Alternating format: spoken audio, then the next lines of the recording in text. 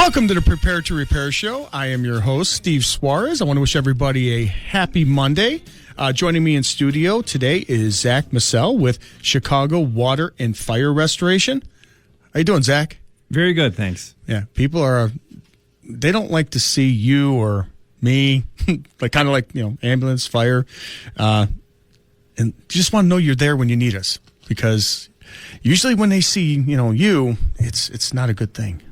Even your intro jingle there, the flood basement kind of had me smirking a little bit, because that's exactly when a company like us gets involved. Yeah. And I make it sound like, because I get people when I see them out in the, customers out and about, and they're like, well, I haven't seen you in a while. And they're like, that's good, right? That's when they want to see me. When I'm at their house, they're like, okay, thank you. You did a great job. I don't want to see you. Don't take it personal. I'm like, nah, I don't take it personal. But then when they see me out, like if I see them in the neighborhood or I see them at a store, and they're like, yeah, everything's been good. And then I hear from them like a week later, you jinxed me. So how you doing, Zack? I mean, how's everything rolling along? Good. Very good. We've been staying busy. Our business stays pretty steady as is, because we deal with a lot of water and fire damage. Mm-hmm. But with weather, the way the weather has turned this past week, with the significant amount of rain that we get, then all of a sudden our phones get a little bit busier with call volume and just jobs in general that we need to get to and customers that we need to service. So this past week has been busier than normal. So what is Chicago Water and Fire? What exactly do they do? Sure, that's a good question, because before I got in this business, it was an industry that I didn't even know existed.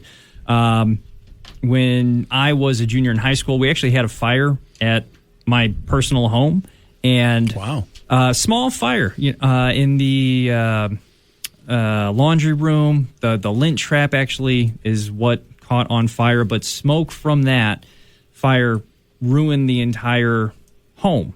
So a lot of times people don't know, well, what's the next step, or if you have insurance, or what do you do when you've got a water or a fire loss at home. So just like you said, typically customers are not necessarily excited to see us, but they're very happy to know that we're there and that we exist and that we can take care of them. So we are a water and fire restoration company. So what that means is anytime there is a water or a fire loss. So right now we've been dealing a lot more with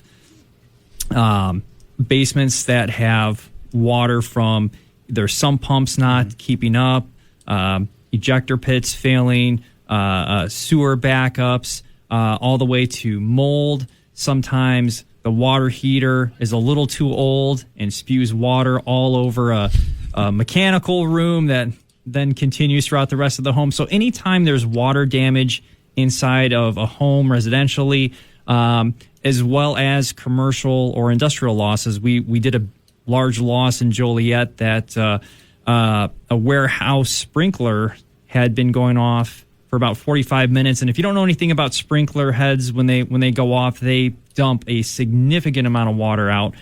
So literally a 10,000 square foot warehouse had been flooded, had standing water in it, just because sprinklers have been going off for about 45 minutes. So anytime there's any kind of water damage, fire damage, generally that's going to happen more so when we see issues that arise in the kitchen with cooking. But it could be any kind of fire damage, smoke damage, or again, anything water related. That's typically where we get involved. And then that restoration portion of what we do, that means that we get your home or structure or business back to a pre-loss condition. So we make it like nothing ever happened. Excellent. Now, when you say sprinklers, like you're talking about fire protection sprinklers, now, in that particular warehouse, were all of them going off? Or was it just one or two? I believe most of them were going off. And also, it happens, too, in hotels. We've done some large losses with some well-known hotel chains that have had sprinklers go off on 12th, 13th, 14th floor. And because of how much water comes out of these sprinkler heads, it's literally caused water damage all the way down to the first floor. So we're handled to or set up to handle either the small losses, the large losses, everything in between to, again, either get somebody's home or somebody's business back to that pre-loss condition. Now, I found that, you were talking, starting everything out was you were talking about the sump pumps, ejector pumps, water heaters. On the plumbing side, as far as those issues, now I recommend, as far as sump pumps, I recommend a battery backup. And I will always recommend it because the battery backup is there as your safety net, to let you know that, okay, well, I needed to kick on. I shouldn't be working. It's basically, it's the lazy brother of the sump pump. It's like, okay, I'm doing all the work and I'm just here getting all the credit and getting all the attention from mom. But, that's the lazy one. And the thing about a backup sump pump is the backup sump pump is there when it's there to be used whenever that primary doesn't go off. It's not there just for a power outage. It's not a backup just in case the power goes out. Because I've had people call in who have generators, and they're like, I don't need a backup sump pump, battery backup sump pump. I have a generator.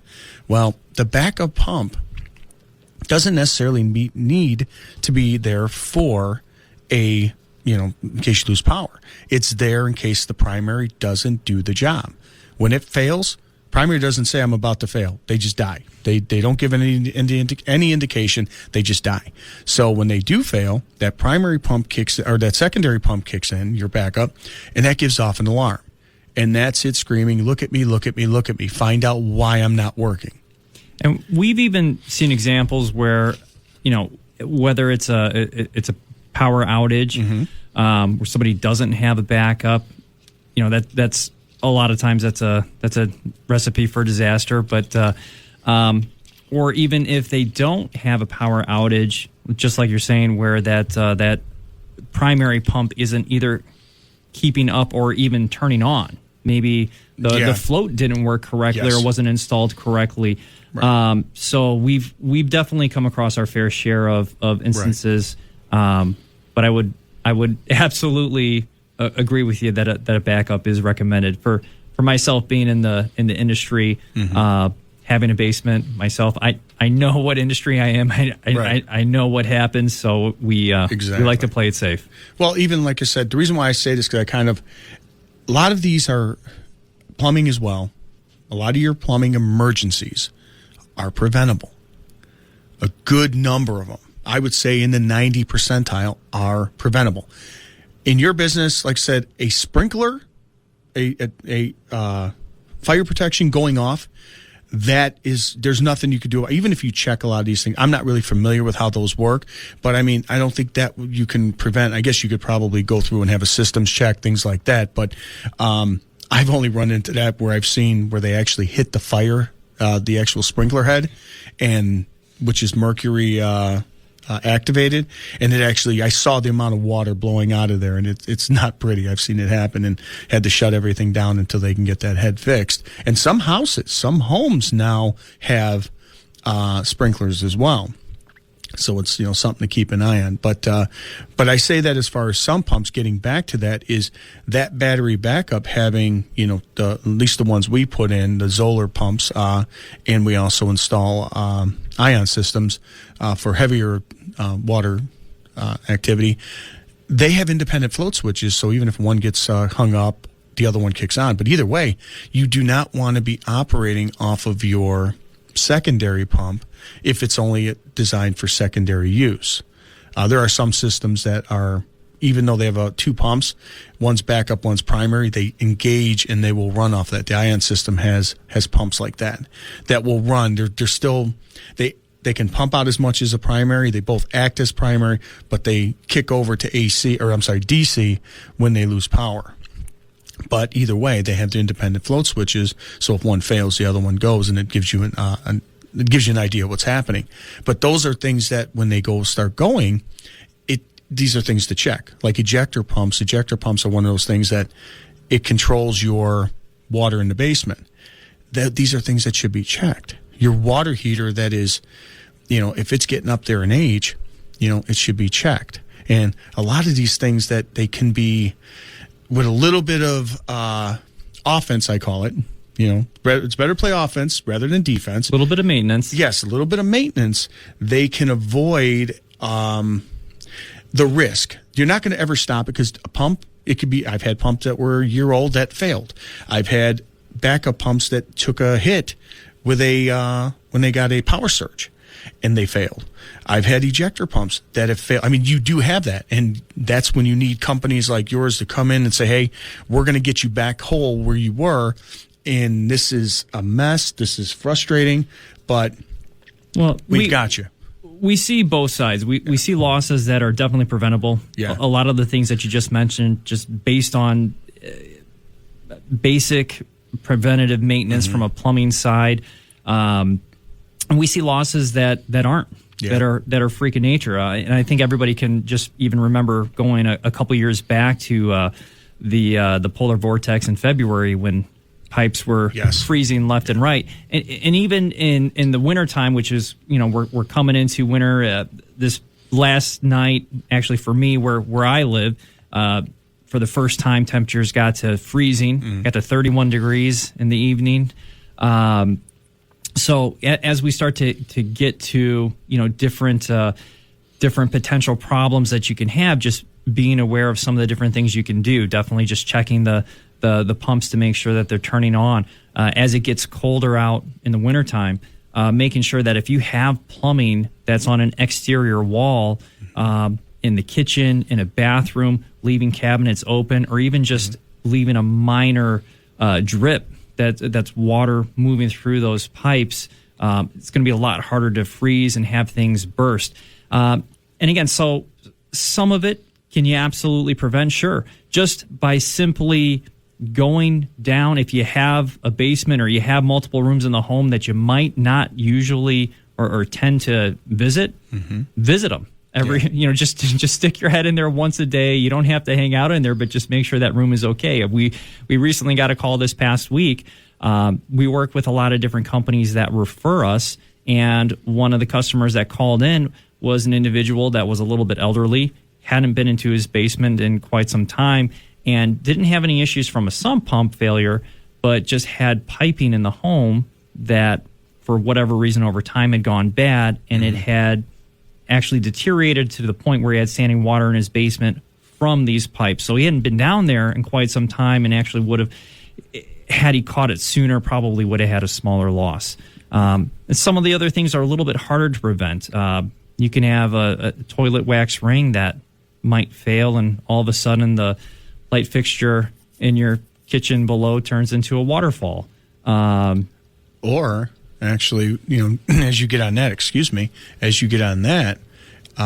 if you have a toilet that was installed and say it wasn't installed correctly, and you have a drip and a steady drip, maybe not enough to cause damage, but you get that steady drip where it sits there, and you can have water sitting there drying up and sitting in a nice little heat pocket where it's just incubating as it goes. And we know what that can lead to, and what we're going to do is we'll take a quick break, and then when we come back, we'll get into what nightmare that unleashes. Sounds good. .com. Welcome back. Your dreams were your ticket out. Welcome back to the Prepare to Repair Show. I am your host, Steve Suarez, owner of RJ Grand Plumbing. Back with me is Zack Massell from Chicago Water and Fire. And before the break, we were talking about, water leaking and the potential recipe for that little demon that hides when water is leaking in the perfect little area. And what is that little demon? Turns into everybody's favorite four-lettered word, mold. Well, okay, I was going to say we're on radio. You can't say any bad. I said no bad words. Fair enough. That's a microbial growth. There you microbial go. growth. Oh yeah, I've seen pictures of houses that were vacant, and it was over the summer. It was like during the summer months, and their sump pump failed.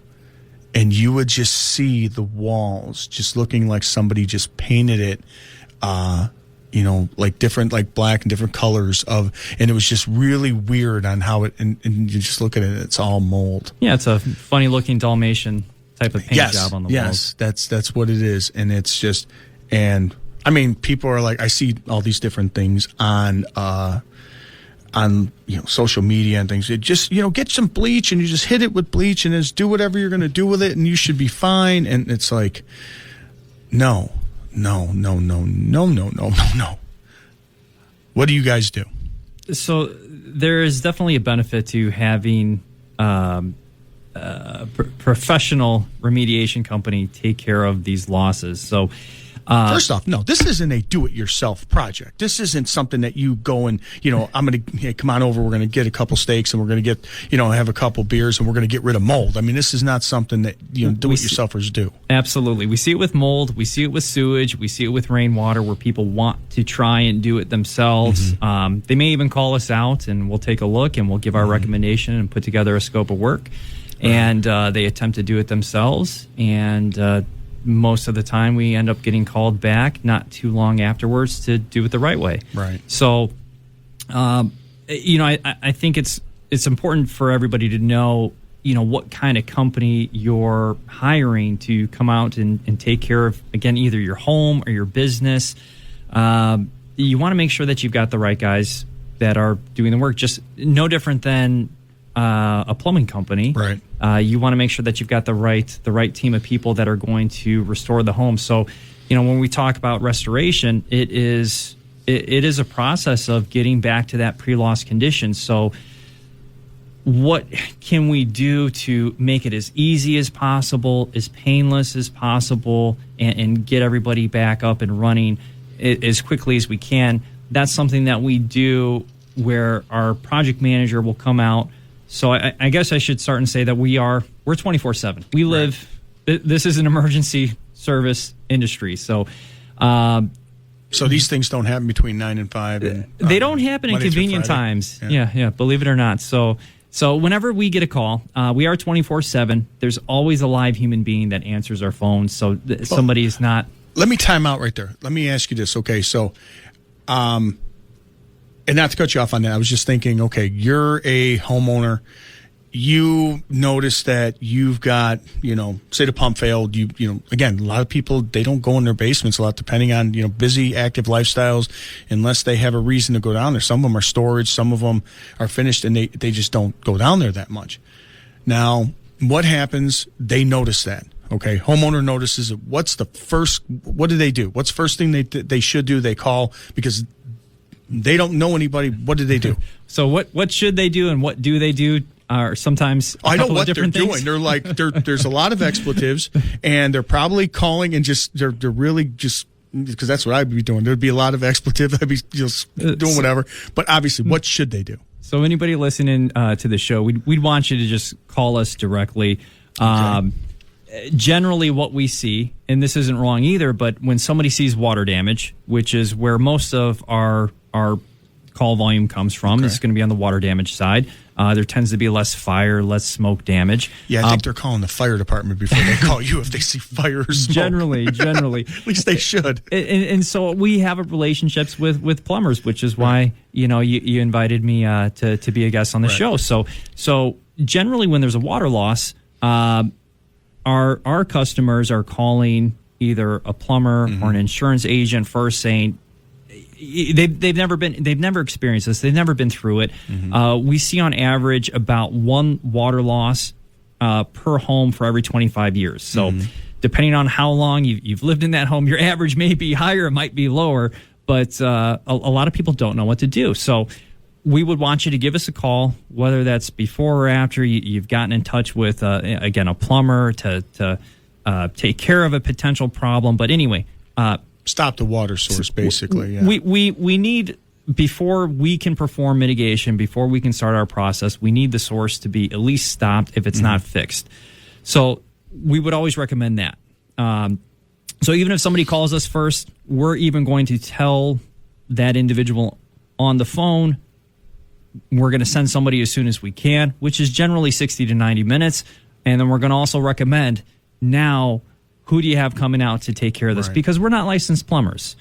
We're fantastic at the restoration and the build back of whatever needs to be done, depending on that situation, but we're not licensed plumbers. So we want to make sure that we're getting the right individual out to take care of that problem. So absolutely. So if somebody calls us, we're going to make sure that they are set up for an assessment that's no cost, no obligation. We have a project manager that'll be on site, again, usually within an hour to an hour and a half, being in this emergency disaster business that we're in. And that's at 3 a.m. on Christmas Eve. We are 24/7. So there's not a cost for us to come out. There's no obligation. So our project manager, when they arrive, they've got a few different pieces of equipment that's going to really determine what extent restoration process needs to take place. So through different moisture readers, infrared cameras, they're going to put together a scope of work to make sure that everything is cleaned, dried, sanitized correctly, and depending on the loss, as well as depending on the cost of the loss, is going to depend on, do we recommend going through insurance, opening up a claim, or is this something that should be out of pocket? So all of that is being discussed with the homeowner or business owner, again, depending on where the loss happens, before any actual mitigation begins. If everybody's on the same page, everyone feels comfortable with moving forward, then we schedule work to begin. And that's a different crew that then comes out, and that typically happens same day, generally within a few hours. Now, do you work with their adjusters? Obviously, you have experience with dealing with the insurance end of it, because obviously at this point, the homeowner's overwhelmed. Or the business owner is overwhelmed. They're seeing everything else but clarity at this point. So, I mean, they're making calls, they're doing whatever. The frustration is at an all-time high. So obviously, somebody thinking clearly, that's okay, here's how we do moving forward, and here's what we do, here's how we proceed, things like that. So at that point, I mean, obviously you guys have the experience in dealing with the insurance and stuff. We want to make it as easy and as simple as possible to get back to a pre-loss condition. So again, regardless of whether this is a home or a business, we do work directly with insurance companies, and we can even help this individual out, the customer out, and determine, take a look at the policy, see what the claim is, start that process going. Excellent. And actually the software that we use to write up and to put together our assessments is the industry standard software. So it's what insurance companies like to see. So it's very easy for us to be able to move forward and to talk that insurance language, because I'm not an adjuster. Right. I don't speak the insurance lingo, but I know that there is a difference between certain types of losses and certain things that somebody that's uneducated on their home or depending on what can happen, they may end up actually hurting themselves by saying something that didn't happen, and now all of a sudden a covered loss goes to an uncovered loss through their insurance provider. So we take all of that funny business. I've actually got a pretty good story on that. What we're going to do is we're going to take a quick break, and then we'll elaborate a little bit more on that, because I've had my experience dealing with some insurance companies.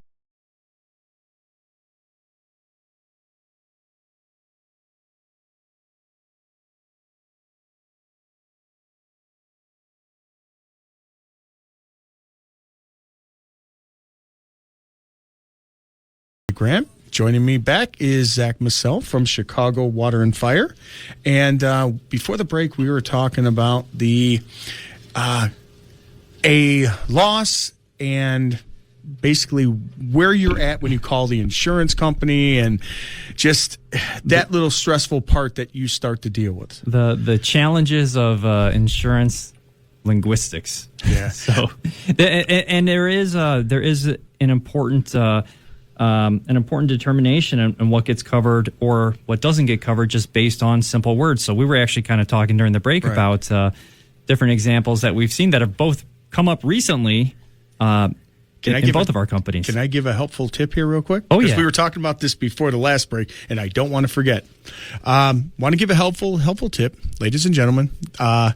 It's now getting, the weather's starting to change. We're starting to get to the cold weather, and Zach had brought up one of the issues that people run into as far as losses, and that is your spigots. Remove your garden hose from your spigots. A lot of your homes have what's called a frost-free spigot.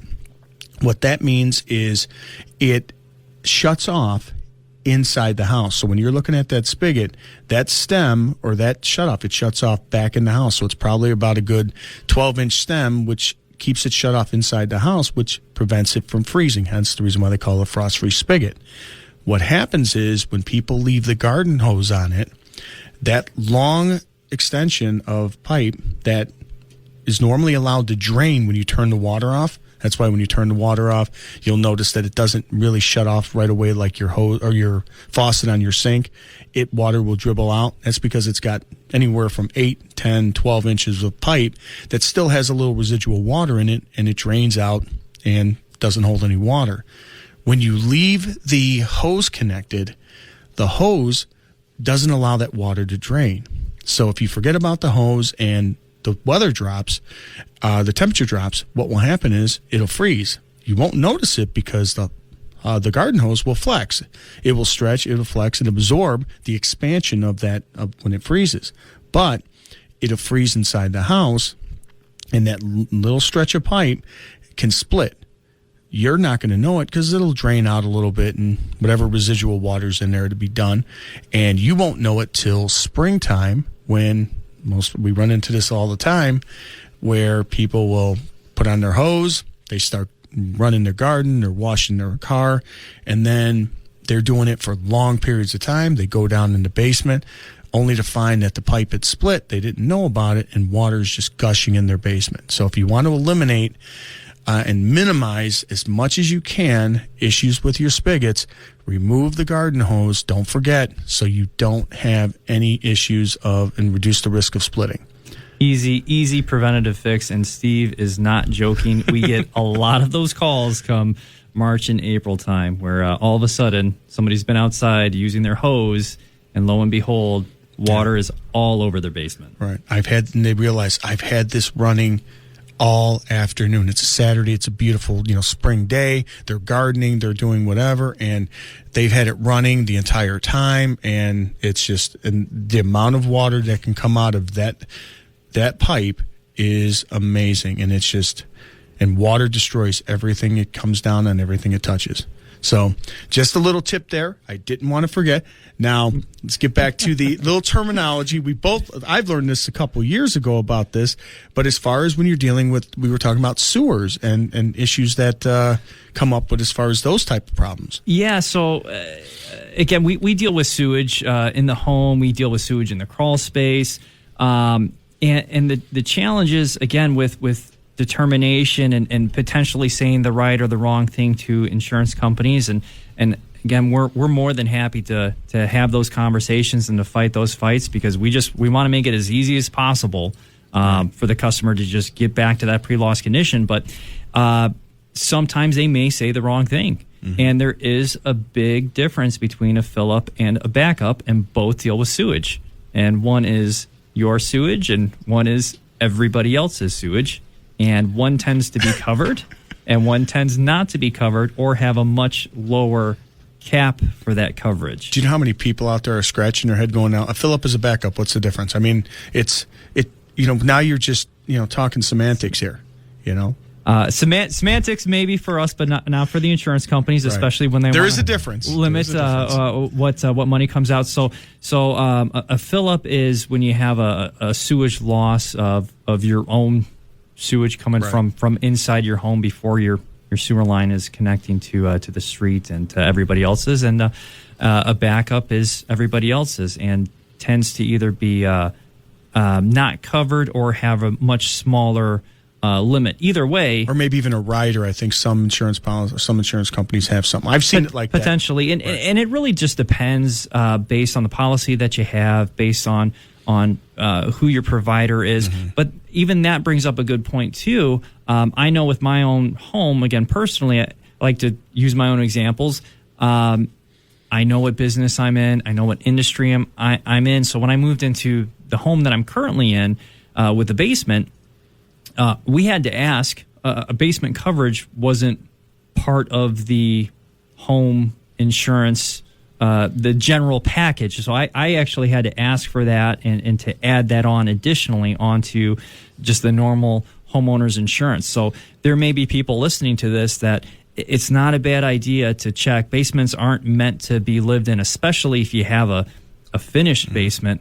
But definitely check. And also, too, as we're talking about basements, make sure as many items as you can have.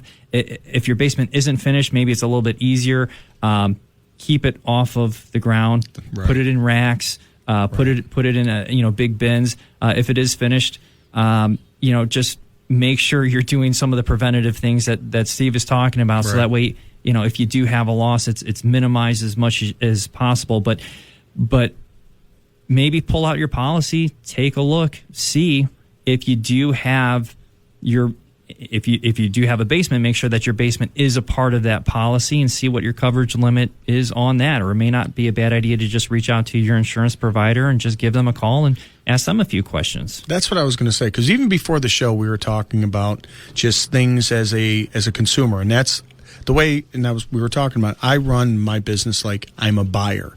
So when I explain things like, you just got here from another planet. You don't know anything about it. And I figure if you know it, then great. Redundancy never hurt anybody. I don't make the assumption that you know. And if you haven't heard it, then we're all good. And I think that goes a long way to minimize any misunderstandings. And when you're explaining a product that you have, you know what usually comes along with it.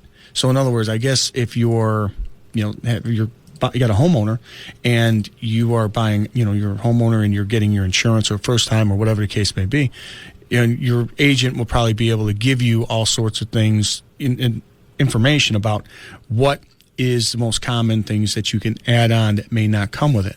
Having that little foresight is huge, because a lot of times you don't know a whole lot about this and you find out this information afterwards. And you don't want to find it out, because then it's, again, it's information that would have been useful to me yesterday, before I had this.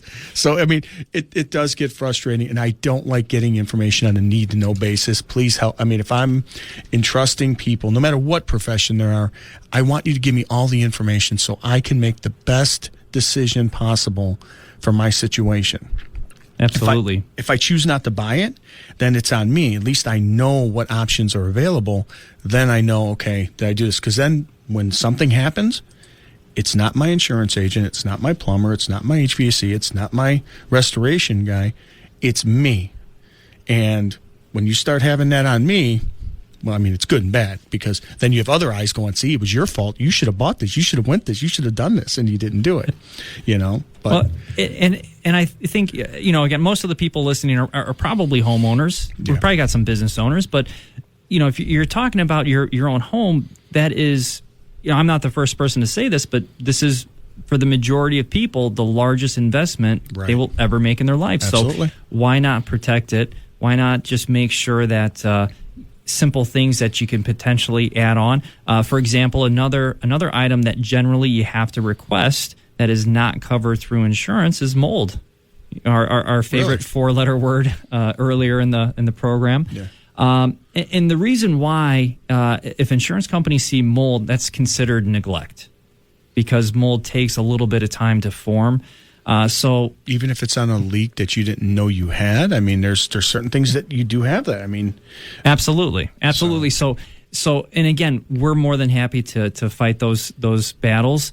And every situation's a little bit different. So if we're talking, what I'm referring to is just mold without a water loss, without maybe a leaking pipe where sometimes mold is coming. A lot of times that will not be covered. So if you want to have the ability to just know that, even if even if I didn't see something, even if I didn't know it was there, but I still want to feel protected. Again, not a bad call to your insurance provider or your agent to just see, what might that cost. It might only, it might be pennies on the hundreds of dollars. Who knows?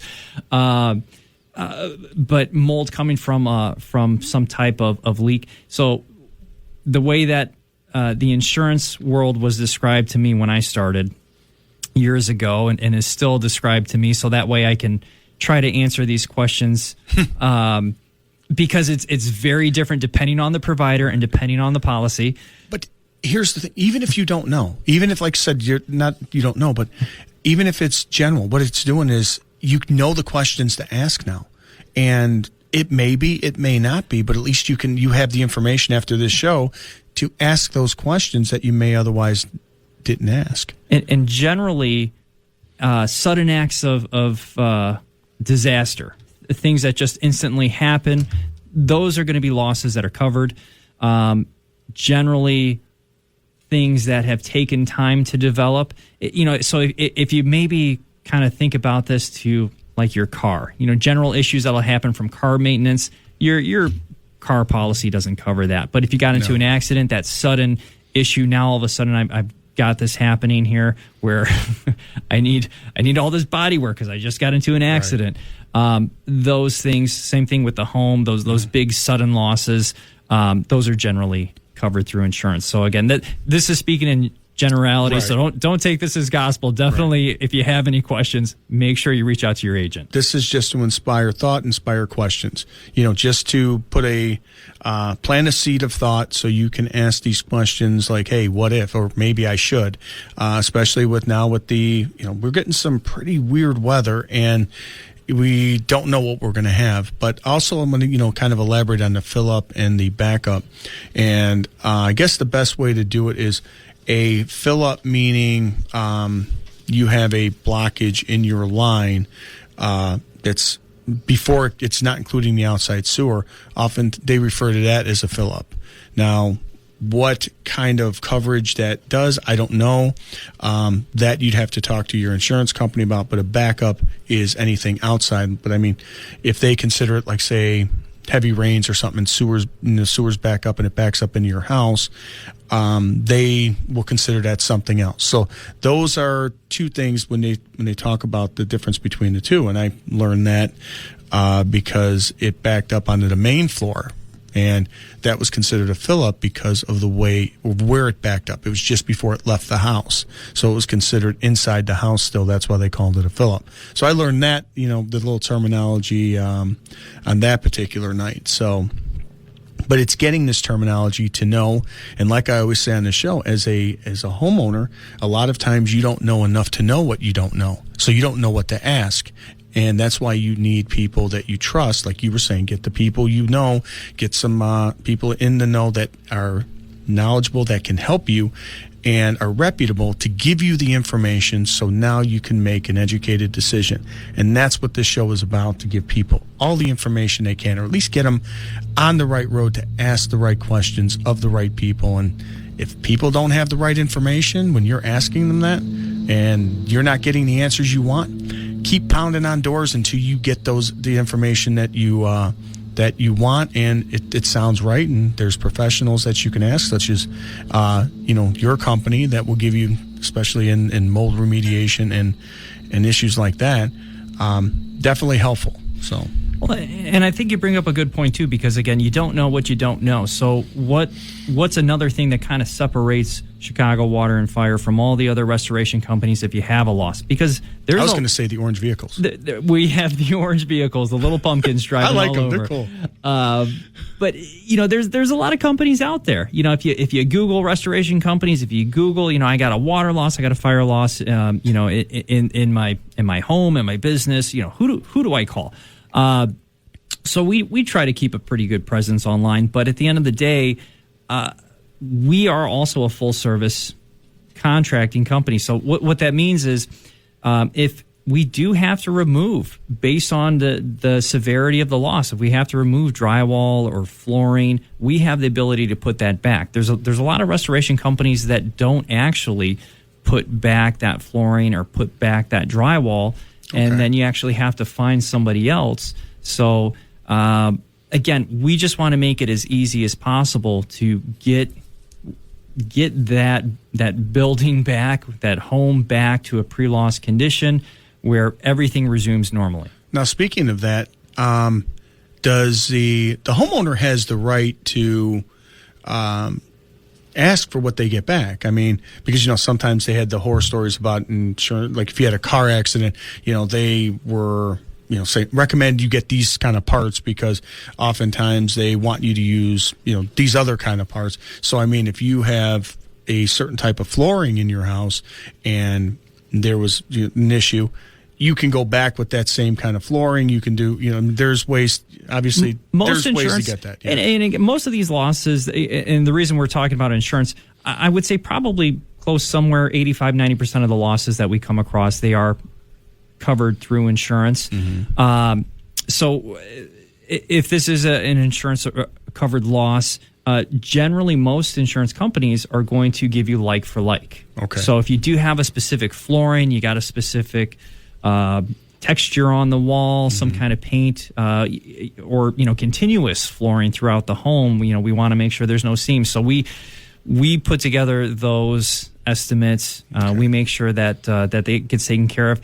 And there are a few customers that say, you know what, we had a pretty large loss.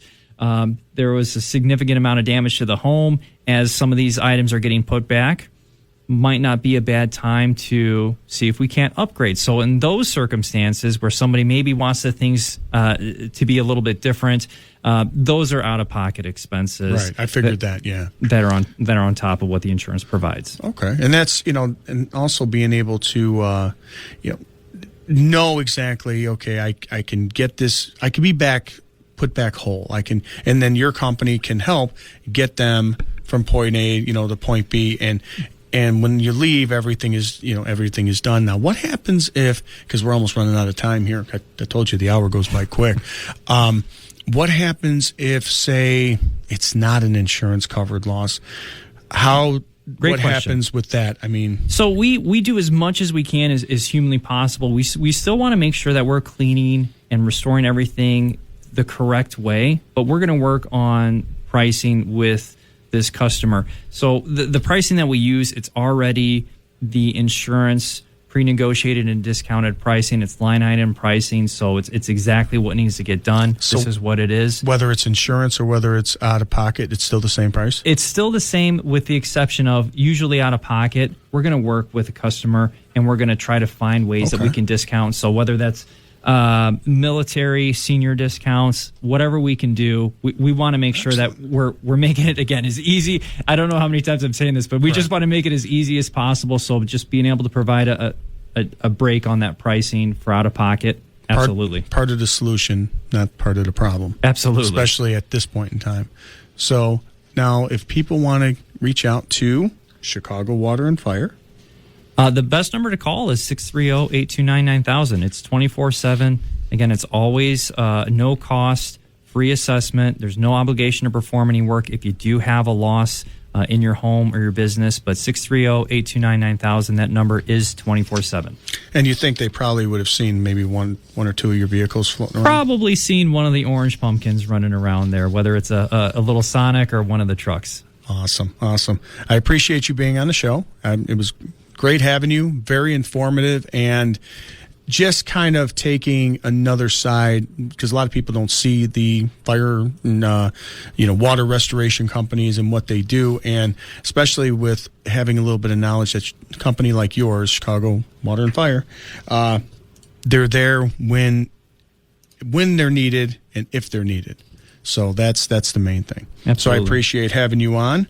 And I want to let everybody know if they want to reach out to us, they can reach out to us on by text at 708-964-5500, or you can reach out to us on our website at the repair.com website, and you can also check out previous shows. Thank you all for listening. I appreciate you guys giving us your time on this Monday. Thanks, Zach, for being on the show. And till next week, we'll see y'all then. Thank you, Steve, for having me. You got it, sir. Thank you for being on.